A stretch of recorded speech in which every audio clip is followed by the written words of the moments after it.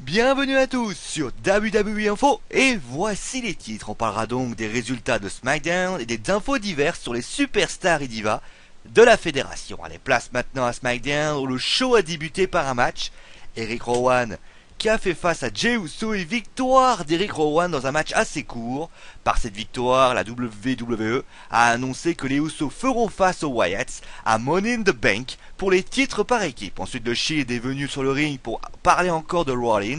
Triple H est venu pour dire qu'Ambrose affrontera Bray Wyatt pour une place pour le Money in the Bank WWE World Heavyweight Championship, tandis que Roman Reigns lui fera face à Bad News Barrett et ce premier, d'ailleurs, a remporté la rencontre avec aisance. Après cela, Bo Dallas a battu R-Truth et Cesaro a battu Sheamus, et à noter d'ailleurs que Cesaro a parlé en allemand avant la rencontre et Paul Heyman a joué les traducteurs. Adam Rose a battu Fandango. Après le match, Summer Rae déguisé en poulet s'en est pris à Layla. Biggie a battu Jack Swagger, ce n'est pas la distraction de Lana qui a changé cela. Et Alicia Fox a battu Aksana. À noter que la nouvelle gimmick d'Alicia Fox semble être très appréciée en coulisses et à l'écran, et notamment à Kevin Dunn. La Rihanna, la WWE, devrait d'ailleurs obtenir un nouveau droit pour le titre diva très prochainement. Et enfin, dans le main event qualificatif pour le WWE World Heavyweight Championship à Money in the Bank, c'est Bray Wyatt qui a battu Dean Ambrose sous une distraction de Rollins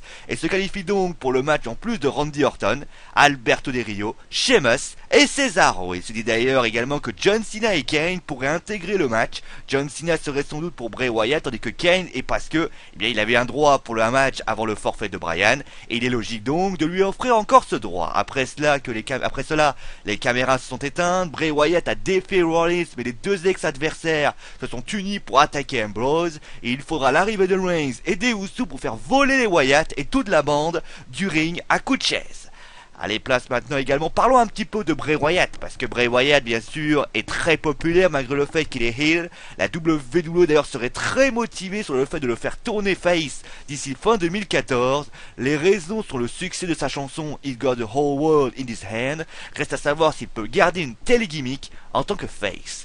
Et tout, nous terminons d'ailleurs en parlant de face de la WWE, on peut parler également de meilleur au monde, et nous terminons avec une belle nouvelle, puisque certains considèrent d'ailleurs que le vendredi 13 comme un malheur, et d'autres sont pour le bonheur.